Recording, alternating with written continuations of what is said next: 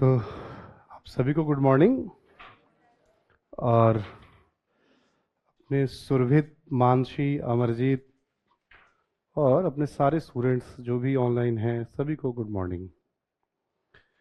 आइए टॉपिक पे आ जाते हैं हम लोग।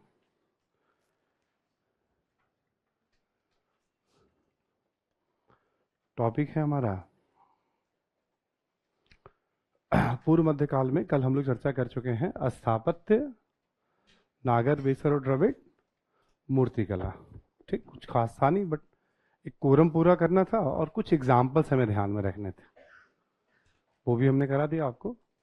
अब हम बात करेंगे पूर्व मध्यकाल में चित्रकला के बारे में। पूर्व मध्यकालीन चित्रकला। चित्रकला में भी बहुत कोई डिटेल अध्ययन नहीं करना है हमें, बस एक इंफॉर्मेशन जैसा लेते जाना है हमें। और जैसे पालों के बारे में है ना, सोलंकी, वतापी, एलोरा, तंजौर और लिपाक्षी, ये मेन हमें कुछ एग्जाम्पल रखने हैं चित्रकला को लेकर के। वन बाय वन आप देखते जाइए, दो दो पॉइंट्स लिखें आप। पाल चित्रकला, हम लोग टॉपिक है हमारा पूर्व मध्यकालीन चित्रकला।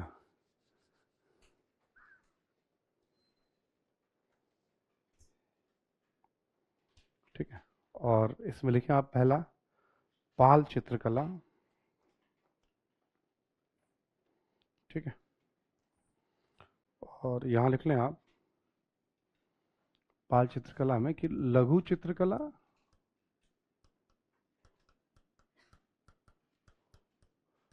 या ग्रंथ चित्रण। कैटेगरी है लघु चित्रकला या ग्रंथ चित्रण। ठीक है, और विषय हैं बुद्ध, बोधिसत्व, बुद्ध बोधिसत्व एवं वज्रयान संप्रदाय से संबंधित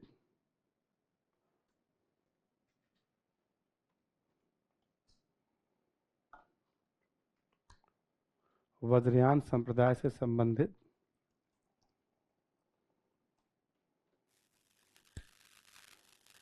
ठीक है, वज्रयान संप्रदाय से संबंधित मतलब तांत्रिक विषय वगैरह भी होंगे ना। बुद्ध बोधिसत्व पालों ने संरक्षण दिया ही था, कल भी हम लोगों ने बात की थी, पहले भी हमने बात की थी। ठीक, सोलंकी लिखें अब आप। यहां लिख लें आप लघु चित्रकला या ग्रंथ चित्रण।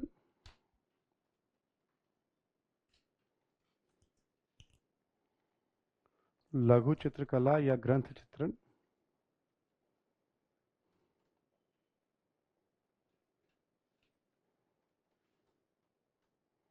ठीक है, लघु चित्रकला या ग्रंथ चित्रण सोलंकी में। और लिख लें आप विषय में आम जनजीवन, आम जनजीवन एवं जैन धर्म से संबंधित।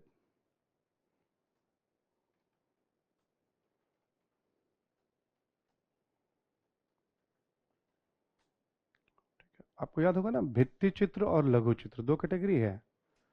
तो ये रेफरेंस सबके आ रहे हैं हमारे पास, तो हम इसको बस कलेक्ट करते जा रहे हैं कि हाँ क्या क्या हुआ था।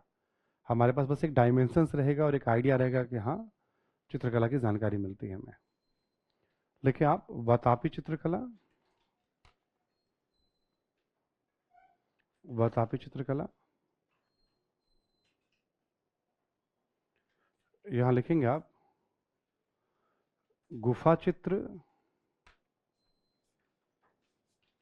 गुफा चित्र या भित्ति चित्र का उदाहरण।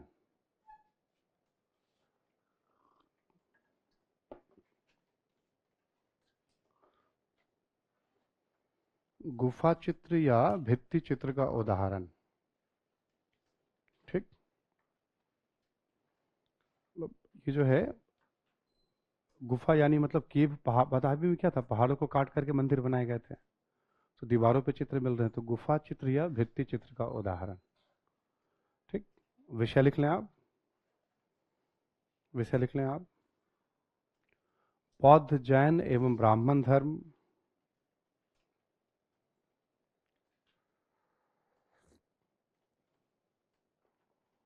बौद्ध जैन एवं ब्राह्मण धर्म, यानी धर्म में तीनों धर्म से संबंधित चित्र हैं, तथा तथा राज परिवार एवं आम जनजीवन से संबंधित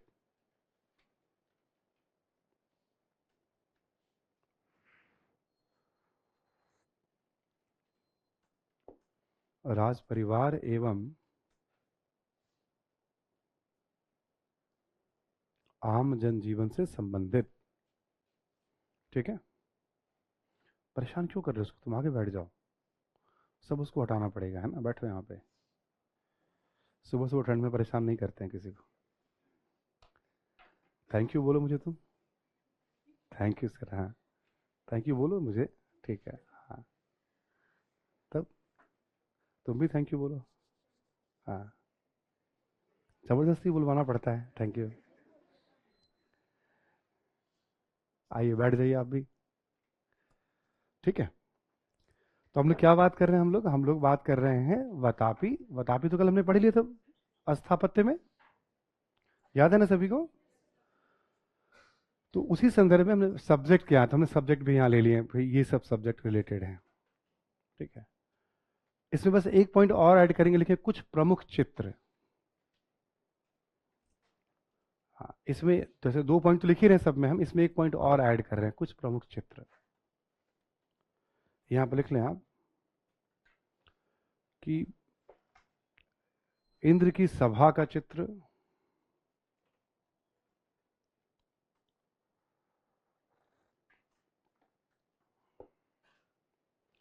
कौमा चालुक्य शासक का चित्र,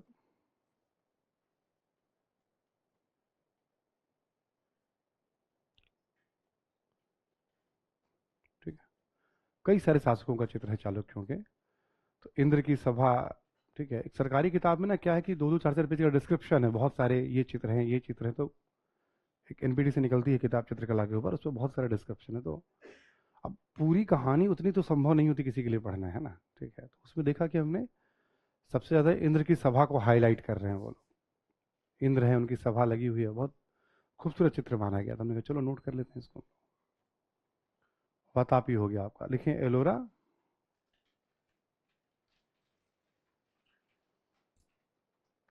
एलोरा पे भी सेम लिखेंगे पहला पॉइंट, गुफा चित्र एवं भित्ति चित्र का उदाहरण।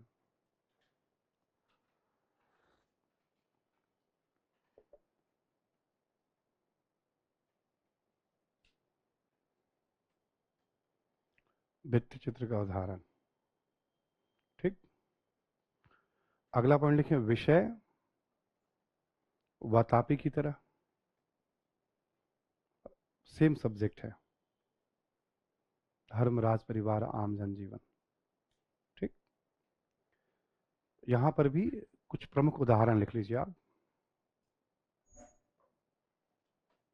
नटराज, देवी लक्ष्मी,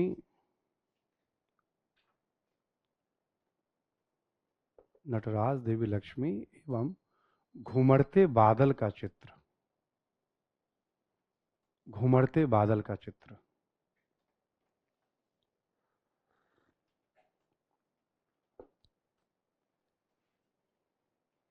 घुमड़ते बादल का चित्र। ठीक है, तो जब हम बात करते हैं हम लोग, इससे ये कुछ फेमस नटराज तो बनने ही लगा था इस समय, नटराज के चित्र भी मिल रहे हैं हमें। तो एलोरा, वातापी, ये दो यहाँ पे केव, गुफाओं में। ठीक है, वर्गीकरण बस ध्यान रखना है प्लेस का, इतना ही आइडिया रखना है हमें। पीटी हो या मेंस, इसमें सॉल्व हुआ, पीटी में तो ठीक है, वरना उसके बियॉन्ड तो कुछ नहीं होना है, डोंट वरी। मेंस में ये बस आइडिया रह जाए, अच्छा वातापी केव आर्किटेक्चर, केव पेंटिंग का एग्जाम्पल है बस, अरेंजमेंट्स आपके हो जाएंगे अभी देखेंगे आप। तंजौर लिखें आप, तंजौर शैली, तंजौर शैली या चोल शैली। जो लोग लेट ज्वाइन कर रहे हैं बस केवल एक पेज में सब हो जाएगा आपका, ठीक है। इसलिए जिन लोगों ने ऑनलाइन क्लासेस भी लेट ज्वाइन की हो, ठीक है, उनके लिए भी बस एक पेज में आपका सब हो जाएगा। तंजौर शैली जो गया चोल शैली हो गया। तंजौर में राजराजेश्वर मंदिर की बात हमने की थी कल आपसे, है ना, ठीक। और वो जो मंदिर है वो मतलब संरचनात्मक मंदिर है। तो पहला पॉइंट लिख लें आप, भित्ति चित्र का उदाहरण,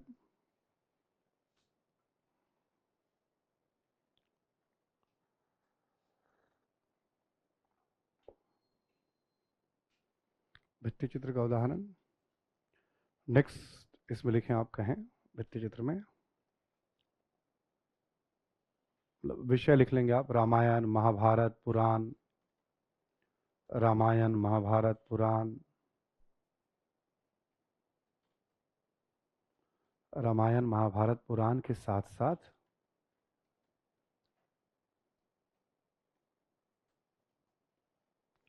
राज परिवार एवं आम जनजीवन से संबंधित विषय भी।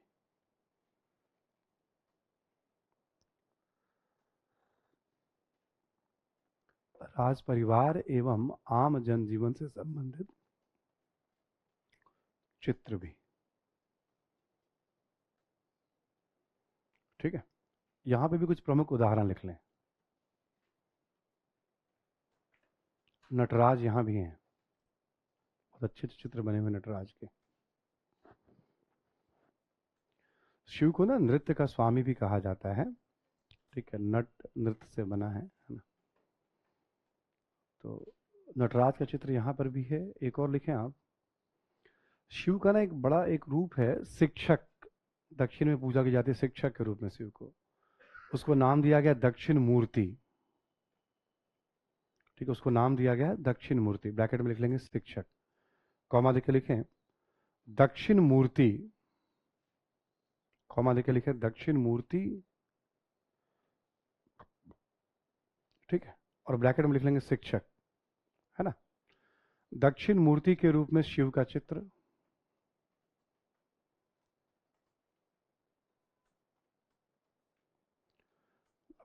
जैसे शिव का जो चित्र है जैसे एक शिक्षक, शिक्षक माना गया शिव को, टीचर के रूप में मतलब जो है ना।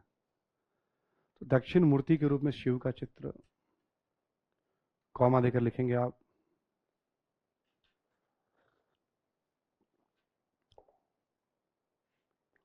लिखें राक्षस का वध करते हुए शिव का चित्र,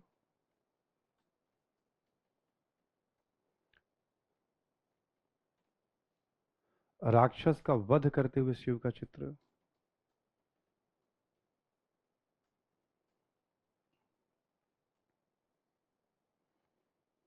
ठीक है। तो एक त्रिपुरांतक शिव करके कहा, एक त्रिपुरांतक वध करके है शिव का चित्र, उसी संदर्भ में ये यहां नोट करके लिख लें आप कि पल्लवकालीन मंदिरों, पल्लवकालीन मंदिरों से भी चित्रों के साक्ष्य मिलते हैं,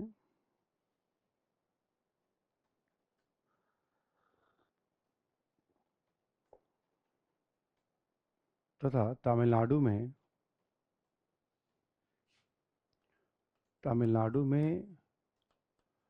सितनावसल, तमिलनाडु में सितनावसल, सितनावसल की गुफाओं से जैन धर्म से संबंधित चित्रों के साक्ष्य मिलते हैं।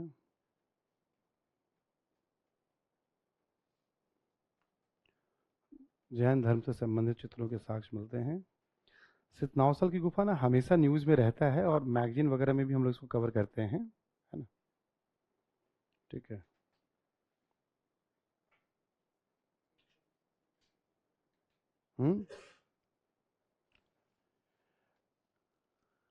चितनावसल की गुफा हमेशा चर्चा में रहता है, मैगजीन में भी आता रहता है, बहुत सारी जानकारी मिलेगी आपको उसके बारे में। अच्छे पेंटिंग्स हैं, अच्छे एविडेंस मिलते हैं। माना जाता है संभवतः पांड्य कालीन रहा होगा, मदुरा के पांड्य कालीन, बट डाउटफुल होता है कई बार काल निर्धारण को लेकर, बट है पूर्व मध्यकाल का। देखिए आप लास्ट लेपाक्षी चित्रकला, लेपाक्षी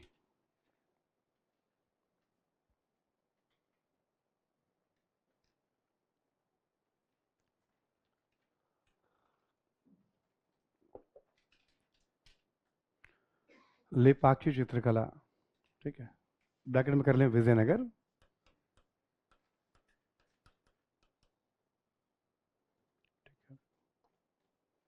एक लेपाक्षी मंदिर है आंध्र प्रदेश में, उसके नाम पर नाम ही रख दिया गया लेपाक्षी पेंटिंग या विजयनगर चित्रकला, दोनों कह सकते हैं आप इसको। यहाँ लिख लें आप भित्ति चित्र, भित्ति चित्र, और लिख लें आप धार्मिक विषय, धार्मिक विषय यानी वही रामायण महाभारत पुराण से संबंधित विषय, ठीक है।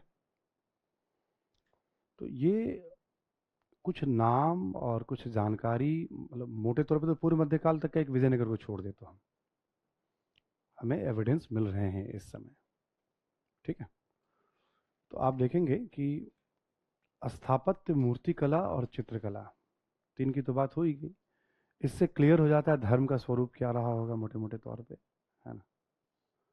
और उस दौर की भाषा साहित्य यदि कुछ है तो उसकी बात हम लोग कर ही रहे हैं, यानी पूर्व मध्यकाल का जो सांस्कृतिक तस्वीर है वो पूरी तरह से आपके सामने रख दी गई, ठीक है। जैसे एक बार सवाल पूछा था, बौद्ध धर्म के संरक्षक के रूप में पालों का महत्व, मेंस में क्वेश्चन का थीम यही है, आप नजर पड़ जाएगा आपको कभी देखेंगे तो। आप जब एकदम से पाल आ गया ना, तो उस, जैसे मैं बार बार कहता हूं कि पहले पेपर में 100 नंबर 105 नंबर वाले टॉप 100 में आ जाते हैं, ठीक। अब एकदम से जब पालों पे आए तो लोग चौंक गए, एकदम से सरप्राइज हो गए कि ऐसा कैसे हो सकता है, इतना कोई छोटा सा टॉपिक उठा के पूछ ले। टुकड़ों में तो लोग पढ़ते रहते हैं, बाद में फिर तैयारी की योजना बनाते हैं। पहले पेपर में नंबर कम आने में इतिहास की भूमिका है, और जो सजेशन दिए जाते हैं ना, जो सफल छात्रों के द्वारा, जैसे स्पेक्ट्रम पढ़ लो, तुम ये पढ़ लो, वो सफल छात्रों की हैसियत को भी बता रहे को कितना नंबर पा रहे हैं पहले पेपर में, ठीक, और किस तरह से तैयारी कर रहे होंगे, क्या दशा है तैयारी की। क्वालिफाई हो जाने का कतई ये मतलब नहीं है कि अब आपके पास एकदम फुल लाइसेंस मिल गए उस विषय के ऊपर कि आप जो कहेंगे, मतलब एटलीस्ट मैं उनमें से नहीं हूं, ठीक है। मैं उनमें से बिल्कुल भी नहीं हूं कि किसी बात को वैसे ही मान लूंगा, ठीक है आप बन गए तो बन गए, ठीक है। तो नंबर भी कितने आ रहे हैं, क्योंकि आप स्ट्रैटेजी में नहीं, जैसे मान लो, जैसे पालों का महत्व पूछा, बहुत ज्यादा नहीं। अब आप देखो क्लास नोट्स कमांड करने के लिए मैं क्यों कहता हूं आपको, अब सांस्कृतिक महत्व की बात कर रहे हैं हम लोग पालों का एक तरह से मोटे तौर पे, ठीक है। अब आप देखो, हमने पाल कालीन स्थापत्य अलग से उल्लेख तो नहीं किया, मान लो एग्जाम्पल के तौर पे, स्थापत्य में किसकी मूर्तियां बनी है ज्यादातर, बुद्ध, बोधिसत्व और वज्रयान संप्रति से संबंधित। मूर्तिकला की कल हमने आपसे बात की थी, याद है, धीमन, विठपाल मूर्तिकार थे, अष्टधातु की मूर्तियां, बुद्ध, बोधिसत्व, वज्रयान से संबंधित। अभी चित्रकला की हमने आपसे बात की, ठीक। जस्ट दो एग्जाम्पल। आपने देखा होगा बहुत सारे महाविहार बने हैं इस दौर में, विक्रमशिला, सोमपुरी, ओदंतपुरी, है ना। निर्माण भी हुआ, कुछ महाविहारों को दान भी दिया गया, बौद्ध धर्म का प्रसार भी हुआ तिब्बत में, नेपाल वगैरह में, है ना। ये वो जानकारी है जो ऑलरेडी कॉपी में है।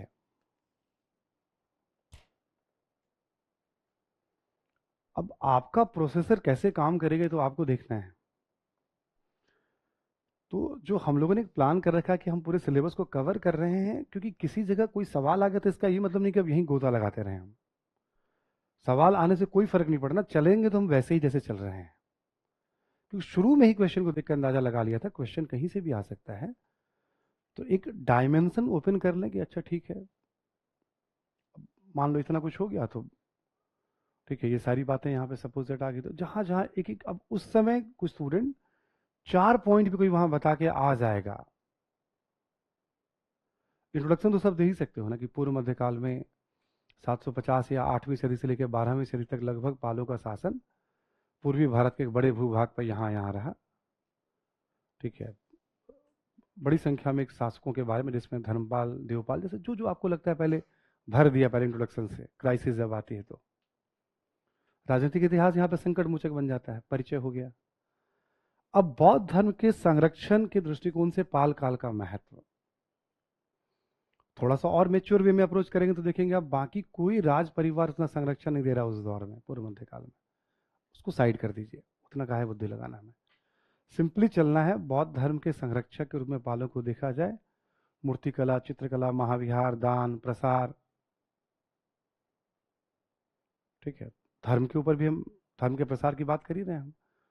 अब वहां पे उस समय 3-4 पॉइंट्स हमारे हो गए तो हमारा आंसर तैयार है। अब उसके बाद क्या होता है, आंसर तो बहुत सारे आ जाते हैं, भी चलो ये आंसर होगा, वो आंसर होगा, बट उसी समय आपके लिए महत्व रखता है। सिंपली आपसे पूछ दिया जाए, ठीक है, कि वातापी के चालुक्यों का सांस्कृतिक योगदान, आपको क्लास नोट्स बस याद होना चाहिए, ये शर्त है। सांस्कृतिक योगदान में क्या होगा आपको तो पता है ही ना क्या करना है, फिर से एक बार लगा देना है। स्थापत्य कला, चित्रकला, मूर्ति कला, जो जो आपको समझ में आ रहा है, भाषा, धर्म, साहित्य, पहले पहले स्ट्रक्चर रख लो अपना। अब देखो कौन सी बात आपको याद आ रही है। ठीक है, जब कहा गया तो भाई वातापी, एहोल, पतदकल, तीनों जगह हमें बेसर शैली के मंदिर, पहले तो आपको याद है तो 2 पैराग्राफ तो आपको उसी में निकल गया सांस्कृतिक योगदान में, स्थापत्य में ही। अभी चित्र के बारे में बताया हमने, वातापी से तो गुफा चित्र अलग अलग धर्मों के, तो वो बात दूसरी बात हो गई आपकी। अब जिसको ये दोनों जानकारी है वो बहुत आराम से बता देगा कि भाई चालुक्यों के शासन काल में सभी धर्मों को संरक्षण मिला, चाहे बौद्ध हो, चाहे जैन हो, चाहे ब्राह्मण हो। यह धार्मिक सहिष्णुता का काल था। क्यों? चित्र और मूर्तियां तो सब पे बन रही हैं, पढ़ना थोड़ी होता है इसके लिए, ठीक, इसके लिए पढ़ने की जरूरत, एक लाइन मूर्तिकला पे लिख दिया, चूंकि सब धर्म के चित्र बन रहे हैं, स्थापत्य हैं, तो सब धर्म से संबंधित तीर्थंकरों की मूर्तियां, बुद्ध बोधिसत्व की मूर्तियां लिखना होता है, इसके लिए पढ़ना नहीं होता। आपको लग रहा है कि पढ़ के कुछ पढ़ाई नहीं होती है इसके। अब जिस तरह से बुद्धि का इस्तेमाल करना मैं बार बार आपको सिखाता हूँ, स्किलफुल बनना है आपको, मतलब जानकारी का इस्तेमाल करना आपको जानना चाहिए। ठीक है, तो वो बस वो यूज करना है आपको। आप सोचोगे क्या, कुछ नहीं पढ़ना आपने। ऐसे करके हमने स्ट्रक्चर बनाया और राष्ट्रकूटों का पूछ ले, किसी का योगदान पूछे, इवन किसी के बारे में कुछ नहीं पता ना, वहां पे भी आप, जैसे मान लो कल्याणी का चालुक्य के बारे में कोई एग्जाम्पल हमने नहीं दिया आपको, एक इंट्रोडक्शन आपने दे दिया, ठीक है, इनका शासन इन क्षेत्रों पर रहा है और इन क्षेत्रों पे बेसर शैली का विकास इस दौर में भी जारी रहा। बेसर शैली में नागा द्रविड़ शैली की विशेषताएं मिलती हैं, गलत थोड़ी है। ब्राह्मण धर्म के साथ साथ बौद्ध जैन धर्म को संरक्षण, धार्मिक सहिष्णुता का काल था। Even you don't know in single point, single thing, still you can pen down your answer, still आप लिख सकते हैं अपने आंसर को। ऐसा करते हैं लोग, तब जाकर के वो जो कॉन्सेप्ट, एकदम से केवल कॉन्सेप्ट आइडिया ही लिखना है हमें। तो बहुत सुपर क्राइसिस में भी आप प्रेजेंट, उसमें भी आपको 1-1.5 नंबर आ जाएंगे। वो 1-1.5 नंबर जो मैं कहता हूं कभी कभी ना, कि हर पेपर में 3-4 क्वेश्चन ऐसे होते हैं जहां आपको 1.5, 2, 2.5 नंबर ही मिलने वाले हैं, बट वो कौन मैनेज करता है या कैसे प्रेजेंट करता है वो इंपॉर्टेंट हो जाता है, ऊपर वाला रैंक में वो लेके जाता है। नागर शैली कौन नहीं लिखेगा, हर तैयारी करने वाला छात्र लिख के आ जाएगा, या द्रविड़ शैली, वो तो बेस है ही, तो हर जो तैयारी करके जा रहा है वो लिख के आएगा वहां पे। कुछ ना कुछ सिचुएशन ऐसा बना देंगे जहां आपको बुद्धि का इस्तेमाल ठीक है, ये लड़ाई उसकी लड़ाई है अब अनसीन अनएक्सपेक्टेड चीजों की। बेस में तो आपको भी रहना है, बेस में पिछड़ गए तो ऐसे ही पिछड़ गए। तभी तो मैं कहता हूं कि याद तो रख ही लो, और इससे कम तो कुछ हो ही नहीं सकता। ये न्यूनतम पे है जो मैं आपको कराता हूं, इससे कम का कोई स्कोप नहीं बनता है कहीं पे भी। शासक का वंश का नाम तो लिखेंगे ना, कम से कम फेमस है, 200-300 साल शासन करे तो वंश ही लिख दिया, कल्याणी के चालुक्य। विक्रमादित्य 6 का हमने नाम लिया, 2 किताब का हमने नाम लिया है ना, मतलब बिलहन का विक्रमादित्य चरित्र, किसी को पता होगा संस्कृत भाषा में प्रशंसा, संस्कृत भाषा को ठीक है। विज्ञानेश्वर का मिताक्षरा न्याय के ऊपर किताब है, धर्मशास्त्रों पे भी संकलन। मतलब आप जो जानते हो, डूबते को तिनके का सहारा, सहारा नहीं है, पूरा तैर के पार कर जाएंगे। अब यही एग्जाम है, एकदम से कंफर्ट जोन में सब लिखेंगे, आप भी लिखेंगे, तब भी आपसे बेहतर बहुत कम लोग कर पाएंगे। यदि आप कमांड करते हैं तो ये बात नहीं समझ पाते हैं। बच्चों को लगता है कुछ और विशेष पढ़ने की जरूरत है, बहुत बार लगता है लोगों को, ऐसा कुछ विशेष कहीं नहीं मिलने वाला है, माया है। ठीक है, माया है ना, इसलिए आप इसको ही ब्रह्म मान लीजिए। ठीक है, और साक्षात्कार करिए, ब्रह्म से अपने आप को जोड़िए। ठीक है, इसको ही ब्रह्म मान लीजिए। तो कोई भी टॉपिक हो, सोलंकियों की बात हो जाए, भाई सोलंकी स्थापत्य हमने पढ़ा, याद है ना, सोलंकी चित्रकला हमने पढ़ा। जब स्थापत्य पढ़ ही लिया तो मूर्तियां तो लिख ही देंगे 2-3 लाइन उसमें हम। जो स्थापत्य है वही मूर्ति है। और आपको याद होगा सोलंकियों के समय तो राजशेखर नामक एक विद्वान का हमने उल्लेख किया, संस्कृत के बड़े विद्वान हैं वो भी, उनका भी जिक्र जैसे। तो जितनी जानकारी है उसका एप्लीकेशन हमने कर दिया। वो भी नहीं समझ में आ रहा है तो सोलंकी लिख रहा है, सोलंकी मान लो सांस्कृतिक योगदान पूछा लगा कि, तो नागर शैली का परिचय, फिर सोलंकी शैली। मतलब आंसर खाली पेज भरना हिस्ट्री में 2 तरीके हैं। छोटे छोटे पॉइंट्स पे मैं पेज भरना सिखा दूंगा आपको एकदम लॉजिकली। इसके लिए लोग बहुत याद रखते हैं, शब्दों की समस्या ही नहीं है। नागर शैली का परिचय दे दो, फिर बता दो सोलंकी शैली, पेज भर गए तुम्हारे 100-150 सब। ठीक है, तो पेज भरना हिस्ट्री में कभी भी नहीं है। इसलिए आप जो बताया गया ना, बताने के बाद कभी कोई सवाल आए तो हमें सोचिए कैसे प्रयोग करें अपनी जानकारी का हम। अभ्यास से आपका ये दुरुस्त होगा। क्लास में रास्ता दिमाग खोलते रहते हैं आपका, हम लोग ओपन करते रहते हैं, ओपन अप एकदम, नोट्स अंडरस्टैंडिंग ओपन अप। और जब अभ्यास करेंगे, कुछ सिचुएशन आए, थोड़ा बहुत बुद्धि लगाई हमने, देखा। ठीक है, तो ये है आपका पूर्व मध्यकाल। पूर्व मध्यकाल में हमने कहा था एक सामंतवाद की आपसे हम बात कर लेंगे। राजनीतिक परिचय बहुत शानदार हम लोगों ने लिया, पूरा कंप्लीट उत्तर दक्षिण। सांस्कृतिक परिचय भी हमने एक शानदार ले लिया।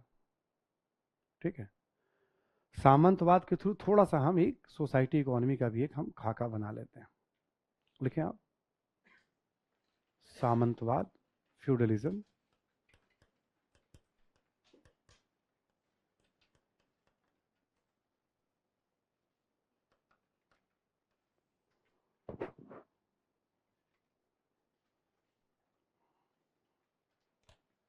थोड़ा मैं समझा देता हूँ 1 मिनट, फिर इसको हम लोग लिखेंगे। देखो, सामंतवाद बेसिकली ये एक प्रकार की एक, आप समझ लो कि राजनीतिक अवस्था है, सामाजिक अवस्था है।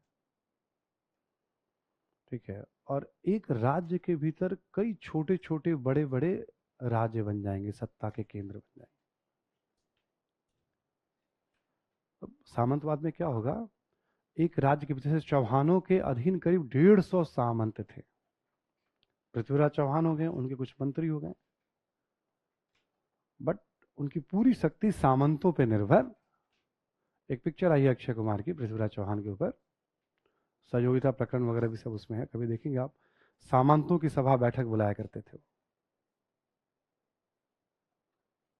ठीक, सामंत यानी प्रभावी लोग। ठीक है। और एक तरह से समझ लो, एक राज्य के भीतर कई छोटे और बड़े सामंत बन जाएंगे धीरे धीरे। और जहां जहां, जैसे मान लो मुखर्जी नगर का पूरा इलाका, सपोज दैट यहाँ के सामंत आलोक जी हैं। हाँ हैं आप, इसमें क्या हंसने वाली कौन सी बात है, आप हैं। पूरा क्लास मान रहा है, हम सब मान रहे हैं, आलोक भाई हमारे सामंत हैं। तो अब इनकी मर्जी के बिना इस पूरे क्षेत्र में ना कोई व्यक्ति आएगा ना यहां से जाएगा। इनके आदेश की कोई अवहेलना नहीं कर सकता, कि जो चाहे कर वसूल लेंगे, जिससे चाहे बेगार ले लेंगे। यहाँ की पूरी संपत्ति पे इनका दावा। हम सब अपने अपनी भूमि के मालिक हैं, बट आलोक ने कह दिया एक बार, ठीक है तो कह दिया है ना। विवाद होगा तो फैसला यही करेंगे अंतिम। यानी उस क्षेत्र के ऑल इन वन हो गए वो सामंत का मतलब। जो राज्य में या राजा में शक्ति होती थी वो कई टुकड़ों में बट गई। ऐसा क्यों हुआ? यूरोप में भी ऐसा हुआ है, उसको यूरोपियन फेडरलिज्म कहते हैं। भारत में भी ऐसा हुआ, उसे भारतीय सामंतवाद कहते हैं। इतिहास वाले बच्चे दोनों पढ़ते हैं और दोनों में अंतर भी पढ़ते हैं सामान्य अध्ययन में। हमें बस जानना है कॉन्सेप्ट्स, थोड़े रीजन, थोड़े उसके प्रभाव, अवेयर रहना है हमें बस। यूरोप यूरोप से तुलना करने की कोई जरूरत नहीं है ना, बहुत डायग्राम वगैरह बनानी है, ये नाइट था, ये बैरन था, ये सब कुछ नहीं करना है हमें। ठीक, पहली बात जो हमने आपको बताई सामंतवाद को लेकर के, बहुत पढ़ने के बाद भी ये समझ में नहीं आता सामंतवाद कह किसको रहे हैं। ठीक है, सामंत के कई रूप हैं, कई टाइप हैं, इवन किताबों में बहुत सारे सामंत हैं, महासामंत हैं, शत्रु सामंत हैं, आप्त सामंत हैं, ऐसे करके बहुत सारे राजा महाराजा महाराजाधिराज ऐसे करके सब बताता है, अलग अलग कैटेगरी बनी हुई है। ठीक, तो राज्य के भीतर सत्ता के कई छोटे बड़े केंद्रों का उदय, और सत्ता और शक्ति का आधार बन जाता है भूमि पर नियंत्रण। ठीक है, अभी सामंतवाद में एक तो लिखेंगे हम लोग सामंतवाद क्या है, भारतीय सामंतवाद की बात कर रहे हैं हम लोग, है ना, और क्यों, कारण, और संक्षेप में हम इसके प्रभाव की बात कर लेंगे। ठीक, क्या, क्यों और प्रभाव। देखिए आप,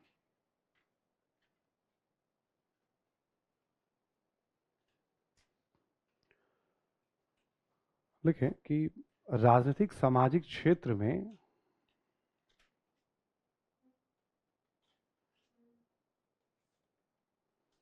राजनीतिक सामाजिक क्षेत्र में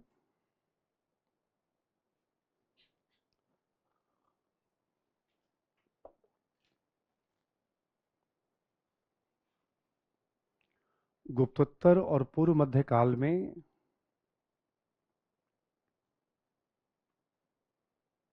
गुप्तोत्तर एवं पूर्व मध्य काल में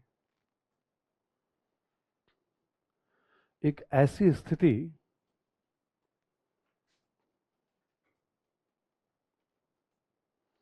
निर्मित होती है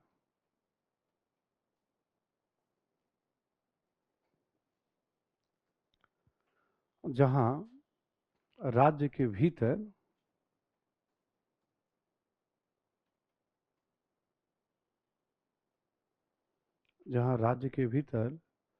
सत्ता के कई छोटे बड़े केंद्र बन जाते हैं, कई छोटे बड़े संप्रभु केंद्र बन जाते हैं।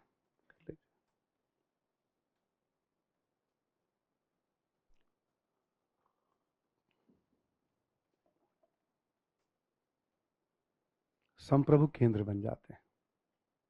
ठीक, एज सिंपल हो सकता है सामंतवाद तो भाई एक राजनीतिक सामाजिक राज्य के भीतर सत्ता के कई छोटे बड़े केंद्र बन जाते हैं। कोई पैमाना नहीं है इसका, मतलब कोई धार्मिक हो जाएगा, कोई राजनीतिक होगा, कुछ प्रशासनिक होगा, अलग अलग टाइप्स हो जाते हैं, इसलिए सत्ता के छोटे बड़े केंद्र होते हैं। कारण लिखें आप जरा।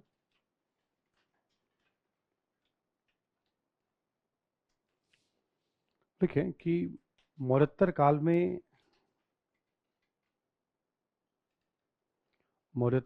में बाह्य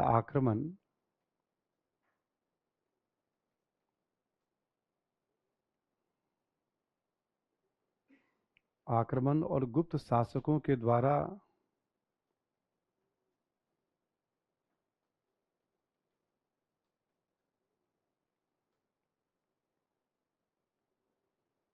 गुप्त शासकों के द्वारा भारत के एक बड़े भूभागों पर अप्रत्यक्ष नियंत्रण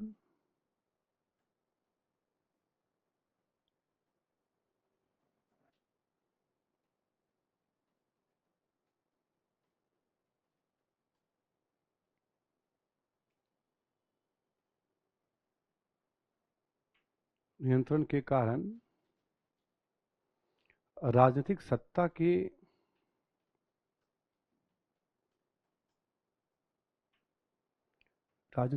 के कई छोटे बड़े केंद्रों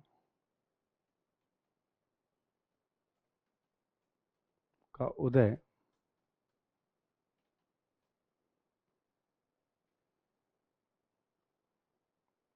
उदय जो कुछ शर्तों के साथ केंद्र से बंधे होते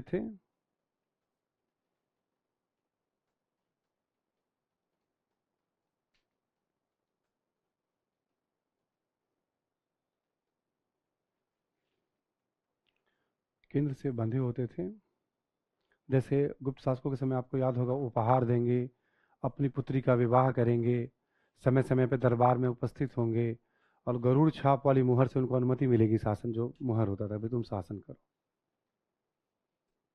अब कुषाणों को कौन स्वीकार करेगा शासक के रूप में? तो छोटे बड़े को, जो बड़े बड़े प्रभावी व्यक्ति होंगे सब उसके अधीनता मान लेंगे, सेवा देंगे, बदले में कुषाण कहेंगे ठीक है तुम वहां शासन।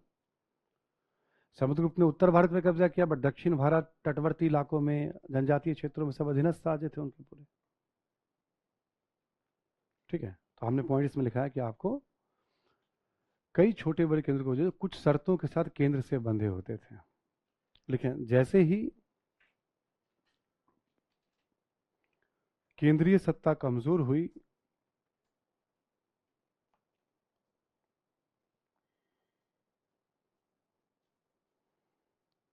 इन्होंने स्वतंत्र व्यवहार करना प्रारंभ किया।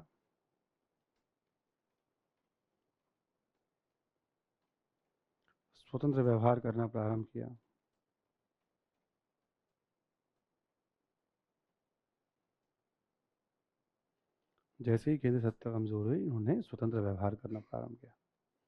आगे लिखें आप, देखिए कि धार्मिक एवं प्रशासनिक उद्देश्यों से भूमि अनुदान,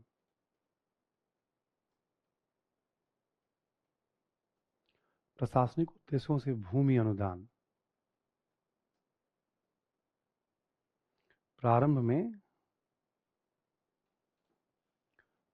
में केवल राजस्व पर नियंत्रण होता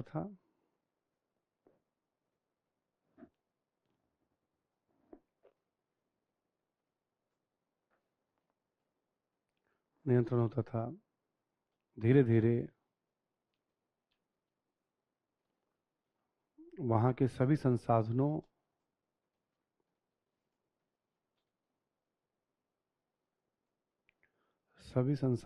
एवं न्याय का अधिकार भी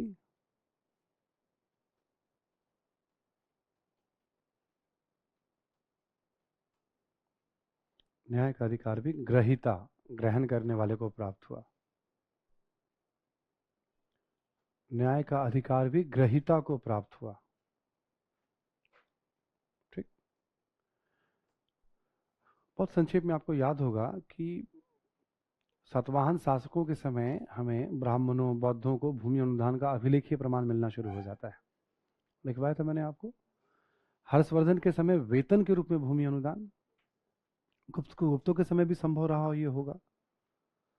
तो जिसको हमने दान दिया तो भाई ठीक है, उसको वेतन नहीं दे रहे हैं हम। मान लो कोई काम कर रहा है प्रशासन का, ठीक है भाई तुमको ये क्षेत्र का पूरा इनकम तुमको दे दिया गया। 20 वर्ष के बाद क्या होगा? ठीक है, मतलब केवल इनकम ही नहीं बल्कि वहां के बाकी वन संसाधन, माइंस वगैरह भी सब तुम्हारे। लोगों के आने जाने पे भी नियंत्रण हमारी अगली पीढ़ी ने स्थापित कर लिया। कर लगाने का अधिकार भी हमने सब, क्योंकि केंद्र कमजोर होता चला गया तभी तो वो दे रहा है। सिक्का देता तो फिर आराम से ट्रांसफर करता, यहाँ वहां फिट कर देता उसको।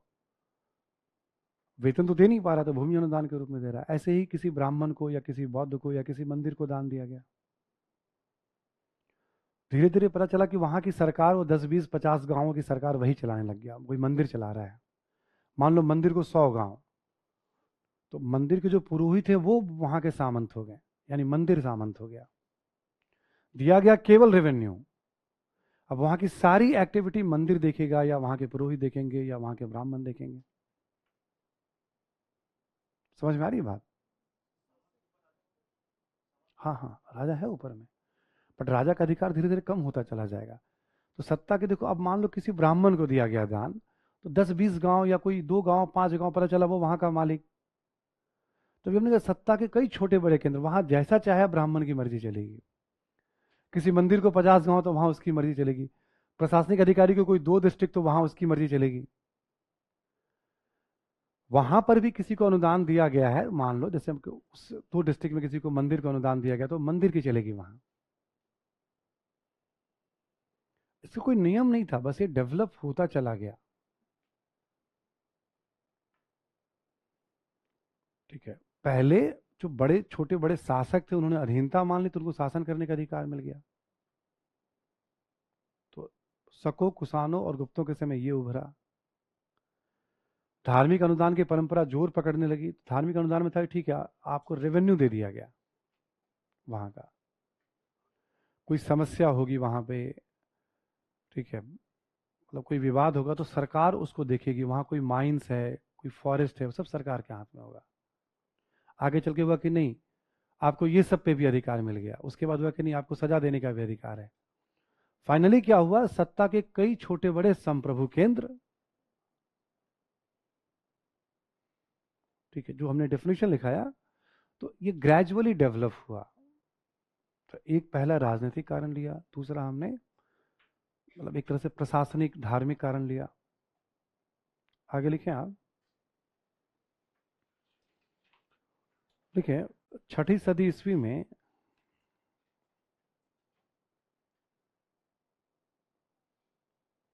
छठी सदी ईस्वी में वाणिज्य व्यापार में गिरावट,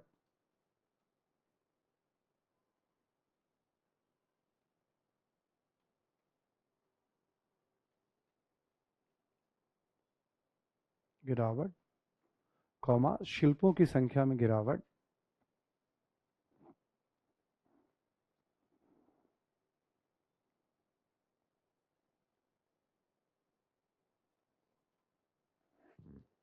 ठीक है, ठीक है, शिल्पों की संख्या में गिरावट, वाणिज्य व्यापार में गिरावट, शिल्पों की संख्या में गिरावट, कौमा नगरों के पतन एवं सिक्कों के प्रचलन में गिरावट के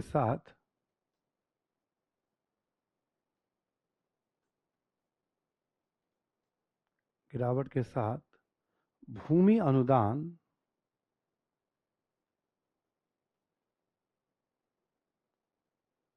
ब्रैकेट में लिखेंगे प्रशासनिक एवं धार्मिक,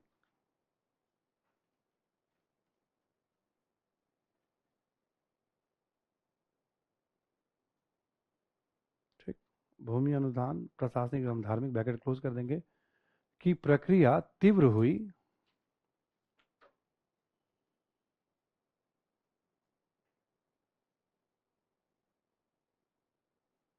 ठीक है। इसे में लिखे प्रारंभ में यह कुछ शर्तों के साथ जुड़ी होती थी,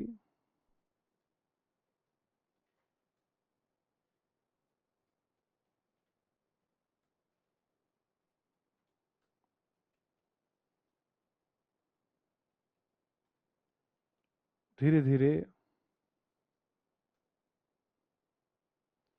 ग्रहिता की स्थिति मजबूत हुई,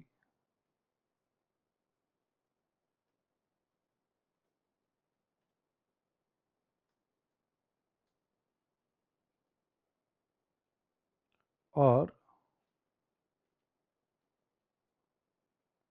अधीनस्थ क्षेत्रों को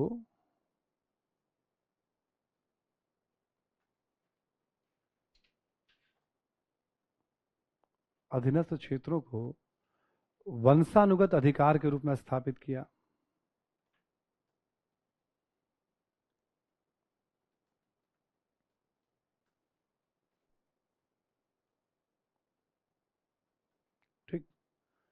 अधीनस्थ क्षेत्रों को वंशानुगत, मेरे बाद अब मेरा, मेरे वजह से पीढ़ी दर पीढ़ी, ये वाला सिस्टम आ गया। ठीक है, तो ऐसे करके आप देखोगे तो पूर्व मध्यकाल में उसमें आर्थिक फैक्टर, वाणिज्य व्यापार, सिक्कों के प्रचलन में ह्रास, इन सब का भी अपना एक रोल है। तो सामंतवाद क्या है, आप देखोगे सत्ता के कई छोटे बड़े, आप धार्मिक अनुदान में छोटे छोटे केंद्र ही आएंगे। जो प्रशासनिक अनुदान है या राजनीतिक अधीनस्थता है, वहां पे शर्तें जुड़ी हुई हैं। जरूरत पड़ने पे आपको सैन्य सहायता देनी है, हर सामंत का सैन्य दायित्व है। समय समय आपको नजराना और उपहार देना है, बाकी वहां के आपसे के अंदर। अब मान लो सपोज दैट मुखर्जी नगर एक बहुत बड़ा एरिया, आलोक भाई हमारे सामंत हैं, ठीक है, मतलब यहाँ के हम सब इनके अधीनस्थ सामंत हो गए, उप सामंत हो गए। एक क्षेत्र हमें दे दिया इन्होंने कि भाई कैंप वाला क्षेत्र आप देख लीजिए सुजीत सर। सर क्यों बोलेंगे, मुझे सामंत है तो, ठीक है। ये आपका रहा, कोई एक हिस्सा आपको, ऐसे करके। अब समय समय पे हमें नजराना देना है, सैन्य सेवा देनी है, हम नहीं भी दे सकते हैं यदि कमजोर पड़ जाए तो। जब मेरी सेना मेरे प्रति लॉयल होगी, आपकी सेना आपके प्रति लॉयल होगी, हम सब मिलके जाएंगे, बट हमारे आपके सेना में कोई कोऑर्डिनेशन नहीं, इनकी सेना से कोई कोऑर्डिनेशन नहीं, लड़ने जाएंगे तो बहुत डिवीजन है उसमें। अब इससे क्या होगा, इनकी आय भी कम होगी, राज्य की आय भी कम होगी, सैन्य ढांचा भी कमजोर होगा, क्षेत्रीयता का तत्व मजबूत होगा। दिखावे की संस्कृति को, सामंत में क्या होता है, दिखावा की संस्कृति चरम पे पहुंच जाएगी, इसको शो ऑफ कल्चर कहते हैं खूब। ठीक है, मतलब प्रतिस्पर्धा होगी, कौन कितना बड़ा मंदिर बना रहा है, कौन कितना धूम धड़ाम से भाई बारात निकाल रहा है, महल बनवा रहा है, मंदिर में प्राण प्रतिष्ठा हो रही है। ठीक है, इस तरह की दिखावे की संस्कृति नहीं, वर्तमान संदर्भ नहीं, मतलब हाँ, आप सब हंस रहे हैं, वो उस दौर की बात मैं कर रहा हूं। ठीक है, मैं उस दौर की बात कर रहा हूं। तो ये वाला कल्चर बहुत ज्यादा, तो केंद्र कमजोर पड़ जाएगा बेसिकली। अभी तो केंद्र बहुत मजबूत है, इसलिए वो ये वाली बात उस पर अभी लागू नहीं होगी। ठीक है, ये तब की बात है जब केंद्र बहुत कमजोर पड़ जाए। ठीक है ना, ये तब की बात है। तो सामंतवाद क्या है और सामंतवाद क्यों है, धीरे धीरे।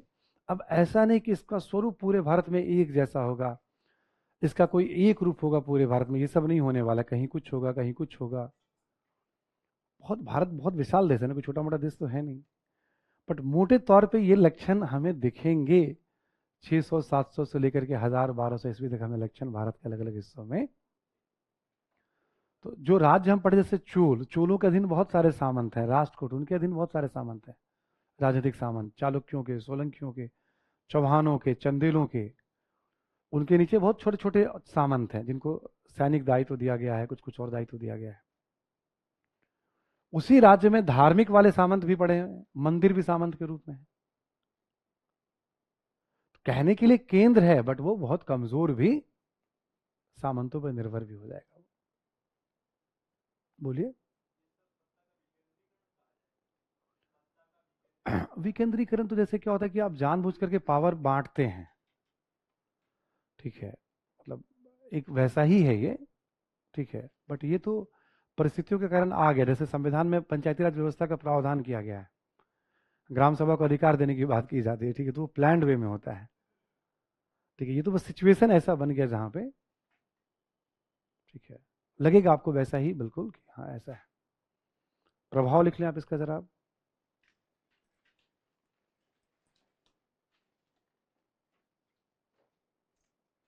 पहला लिखें आप राजनीतिक प्रभाव। राजनीतिक प्रभाव में लिखें आप, केंद्रीय सत्ता कमजोर,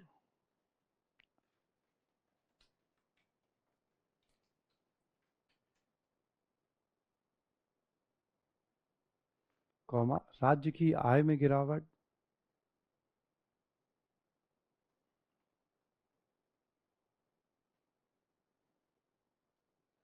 आय में गिरावट, कौमा सैनिकों के लिए भी सामंतों पर निर्भरता,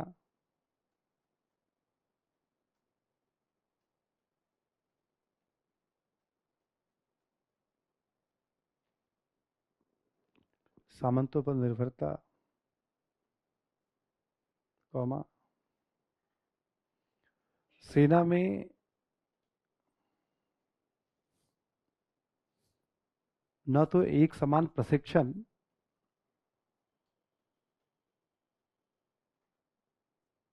और न ही राजा के प्रति समर्पण,